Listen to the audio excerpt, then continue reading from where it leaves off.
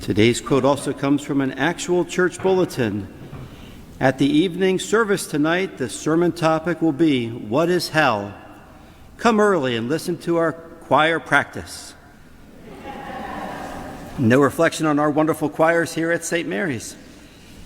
Today, Pope Francis has given us the optional memorial of Our Lady of Loreto to honor the Holy House of Loreto, which is, of course, the holiest house in the entire world. It is not in the Holy Land, it's actually in Italy. As you know, many of the relics of the saints have been brought to Italy.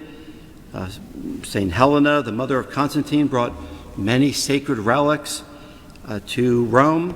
We know that, for example, St. Lucy is buried in Venice, St. Mark is in Venice, St. Andrew's on the Amalfi Coast, and the Holy House of Nazareth is now in Loreto, Italy, since the year 1294.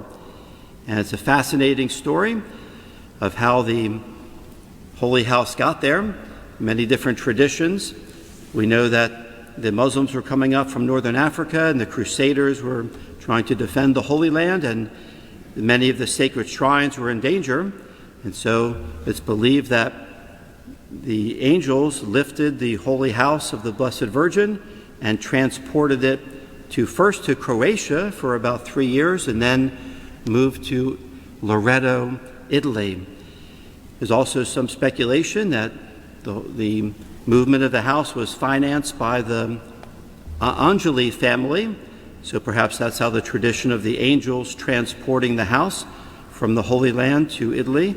Perhaps the Crusaders brought it by ship, but the tradition is that it was the angels themselves who carried the Holy House from the Holy Land into Italy. And the great visionary, the mystic, Blessed Anne Catherine Emmerich, writes in her journal, "I have often envisioned witness the transporting of the Holy House to Loreto. For a long time I could not believe it, and yet I continued to see it. I saw the Holy House borne over the sea by 7 angels. It had no foundation, but there was under it a shining surface of light. On either side was something like a handle. 3 angels carried it on one side and 3 on the other. The 7th hovered in front of it, a long train of light after him." What is fascinating is that the scientists and archaeologists have investigated this holy house, and as many of you know, it only has 3 sides because the other side was embedded into the grotto in Nazareth. And it has a roof but has no foundation, just the 3 walls and a roof. If you go to the shrine of Our Lady of the Annunciation in Nazareth, you see the grotto is still there. And obviously the house has not been there since 1294. What's also interesting is that the archaeologists have discovered that the stone that's in the Holy House is not native to Italy. It's an ancient house coming from the 1st century. The cut of the stones are from 1st century Palestine. The pollen comes from Palestine, as well as the different materials. And it's also interesting is that the scientists have taken exact measurements that if they took the 3-sided house and placed it in the grotto, it would fit perfectly like a puzzle back into that sacred spot.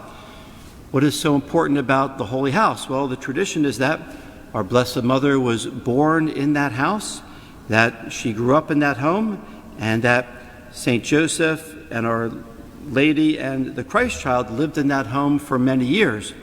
So when Jesus and St. Joseph came in from a day's of work at their carpenter shop, they would come into this holy house. It's also believed that this was the house in which the angel Gabriel appeared to Mary and asked her to be the mother of God. And that's why it says on the inscription over the house, "It is here that the Word became flesh and dwelt among us." So Pope Francis wanted to make sure we did not forget about the Holy House of Loreto. He has great devotion to it. Over 50 popes have approved and blessed the story that this is the true house, because it's no longer in Nazareth, it's in Italy, and that it has been there since 1294. So Pope Francis gave us this optional memorial today to honor the Holy House.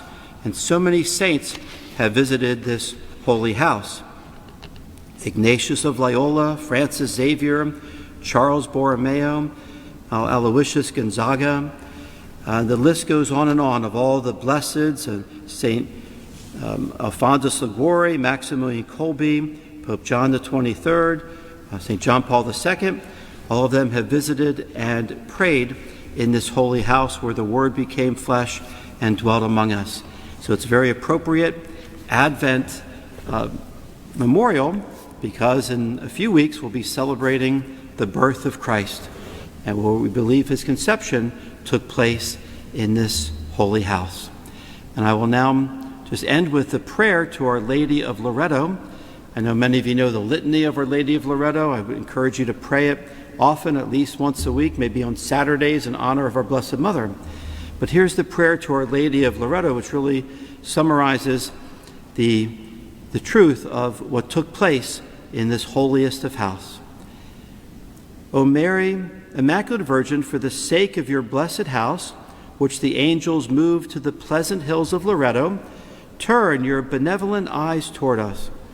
For the holy walls within which you were born and lived as a child, with prayers and the most sublime love, for the fortunate walls that listened to the greeting of the angel who called you blessed among all women, and which remind us of the incarnation of the Word in your purest bosom, for your blessed home, where you lived with Jesus and Joseph, and which became during the centuries the fervently longed-for destination of the saints who considered themselves blessed to kiss fervently your sacred walls. Bestow upon us the graces for which we humbly ask, and the fortune of coming to heaven after our exile to repeat to you the greetings of the angel, Hail, full of grace. Such a beautiful prayer. One last interesting thing is that it seems that the angels are still supporting the Holy House, because it still has no foundation, it's just resting. And they say you can take a piece of paper and slide it under the entire 3 walls of the house. It's not actually touching the ground. That seems that the angels are still supporting the Holy House.